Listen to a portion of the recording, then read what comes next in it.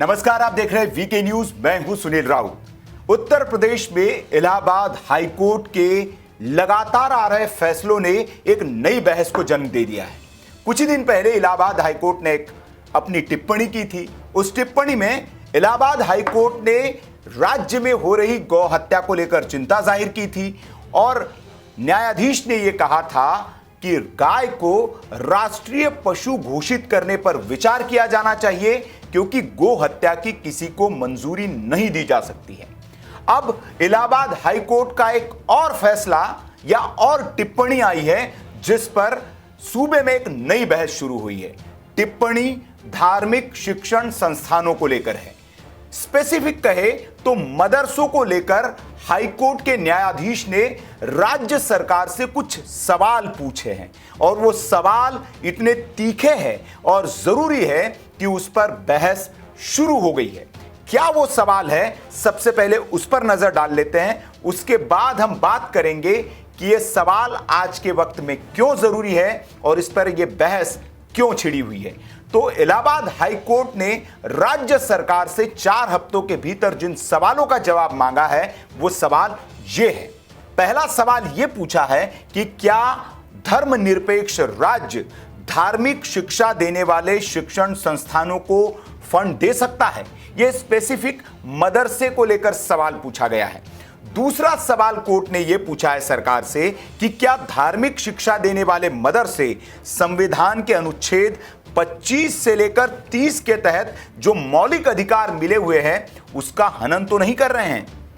तीसरा सवाल कोर्ट ने यह पूछा है कि क्या संविधान के अनुच्छेद 28 में मदरसे जो धार्मिक शिक्षा, संदेश और पूजा पद्धति की शिक्षा दे रहे हैं, क्या वो दे सकते हैं। चौथा सवाल है कोर्ट का कि क्या स्कूलों में खेल मैदान रखने के अनुच्छेद 21 और 21A की अनिवार्यता का मदरसों में पालन किया जा रहा है।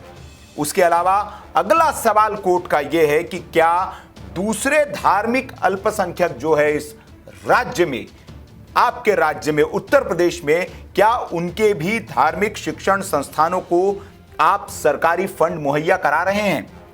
इसके अलावा बहुत जरूरी सवाल कोर्ट ने पूछा है कि क्या महिलाओं को मदरसों में प्रवेश पर रोक है या उनको प्रवेश मिल रहा है, और अगर रोक है तो फिर क्या ये विभाजनकारी या विभेदकारी नीति नहीं है। और अगला सवाल जो है वो बहुत मौजूद सवाल है, अहम सवाल है, जो कोर्ट ने सरकार से पूछा है, जिसका जवाब उत्तर प्रदेश सरकार को देना है कि क्या धार्मिक शिक्षा देने वाले दूसरे धर्मों के लिए भी प्रदेश में क्या कोई शिक्षा बोर्ड है।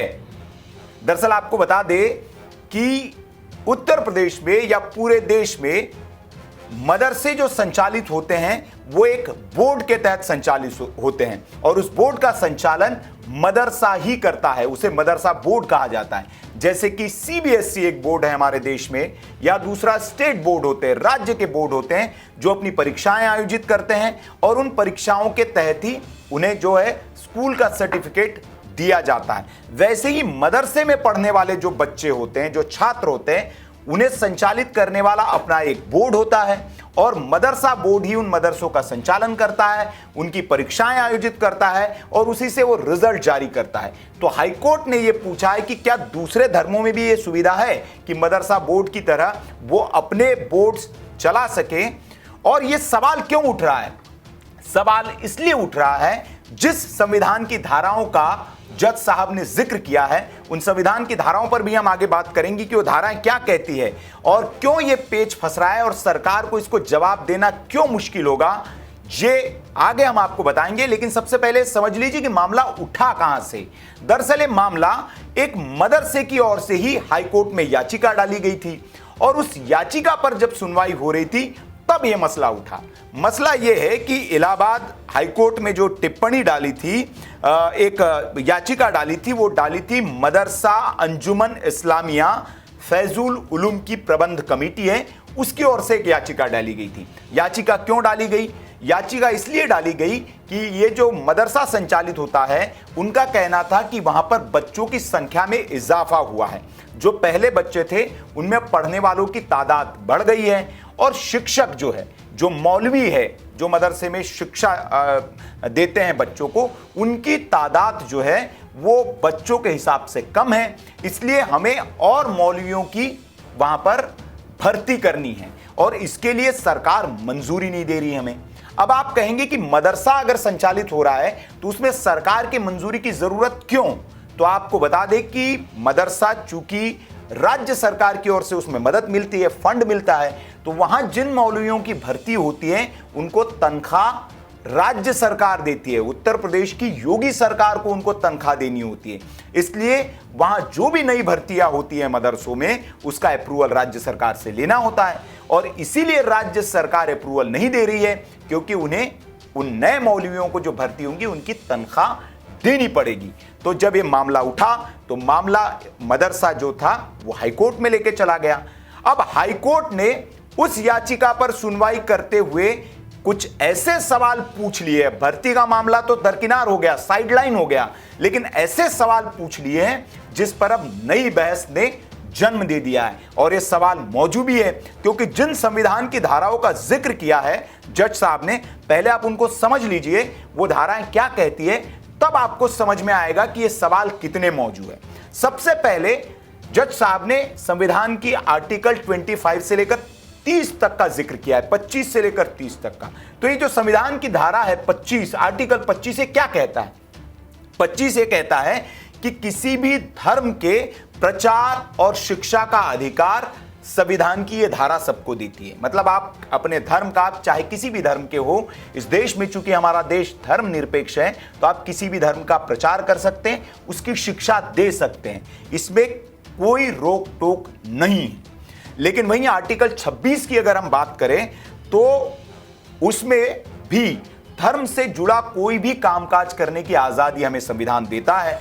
लेकिन जो 27 आर्टिकल है संविधान का, वो एक बड़ा पेच है जो सरकार फंड मुहैया करा रही है धार्मिक शिक्षा के लिए। यह आर्टिकल क्या कहता है? यह आर्टिकल कहता है कि धर्म के प्रचार पर खर्च के लिए टैक्स देना जरूरी नहीं है, क्योंकि मदरसों में जो फंड सरकार मुहैया करा रही है, उन मौलवियों को जो तनख्वाह सरकार की ओर से दी जा रही है, वो सरकार हमारे और आपके टैक्स के पैसे से देती है। तो ये संविधान में व्यवस्था है कि हम जो टैक्स चुका रहे हैं सरकार को, तो हम ये देने से मना कर सकते हैं अगर हमारा टैक्स किसी विशेष धार्मिक काम में लगाया जा रहा है, किसी धर्म के प्रचार पर खर्च हो रहा है। चूंकि मदरसों में धार्मिक शिक्षा ही दी जाती है और शुद्ध धार्मिक शिक्षा दी जाती है, इसलिए ये जो आर्टिकल है बहुत अहम है और ये आर्टिकल पेच फंसा सकता है जो फंड सरकार की ओर से मुहैया कराया जा सकता है, क्योंकि आर्टिकल साफ कहता है कि धर्म के प्रचार पर खर्च के लिए टैक्स देना जरूरी नहीं है, जो नागरिक हम टैक्स देते हैं। अब अगले आर्टिकल की अगर बात करें, आर्टिकल 29 ये कहता है कि सरकार से मदद पाने वाले जो संस्थान हैं उसके दरवाजे सबके लिए खुले होने चाहिए। लेकिन मदरसों में जो सवाल जज साहब ने पूछा है कि क्या महिलाओं को प्रवेश पर वहां रोक है, अगर है तो क्या ये विभेदकारी नहीं है? पिछले दिनों भी ये सवाल आया था, एक उलेमा साहब है, उन्होंने कहा था कि इस देश में लड़कियों के स्कूल अलग होने चाहिए और लड़कों के स्कूल अलग होने चाहिए।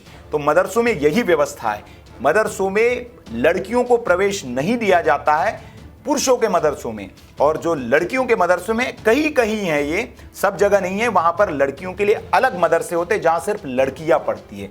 तो ये भी एक सवाल जज साहब ने पूछा है कि विभेदकारी नहीं है, तो ये भी संविधान का जो आर्टिकल 29 है उसका ये उल्लंघन करते हुए मदरसे पाए जाते हैं। क्यों? क्योंकि वहां समानता का अधिकार नहीं है, सिर्फ पुरुषों के मदरसे में पुरुष पढ़ सकते हैं और महिलाओं के जो चुनिंदा गिने चुने मदरसे हैं वहां महिलाओं को शिक्षा दी जाती है। तो जो संविधान का आर्टिकल 29 कहता है कि सरकार जिसे मदद देती है, ऐसे मदद पाने वाले जो भी संस्थान हैं वो उसके दरवाजे सबके लिए खुले होने चाहिए।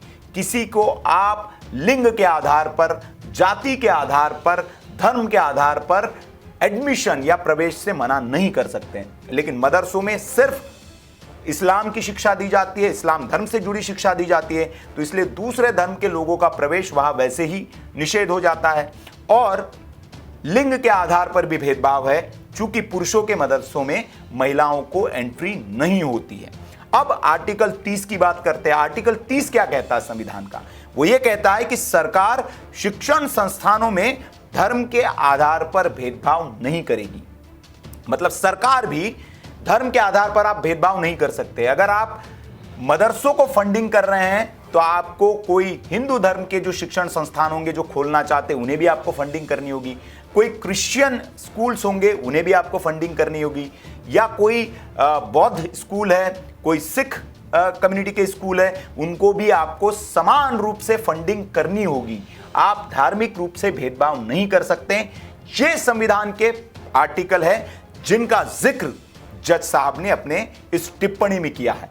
अब इन सवालों के जवाब उत्तर प्रदेश सरकार को 4 हफ्ते में कोर्ट को देनी है। शिक्षकों की भर्ती, मौलवियों की भर्ती तो अब साइड हो गई है, लेकिन इस पर अब बहस शुरू हो गई है कि क्या धार्मिक शिक्षा के लिए जो सरकारी फंड सरकार की ओर से मुहैया कराया जाता है वो देना जायज है और कितना जायज है, और क्या एक धर्मनिरपेक्ष राष्ट्र में एक धर्म विशेष के लिए इस तरह की मदद जायज है या नहीं। अब इस पर बहस शुरू हो गई है।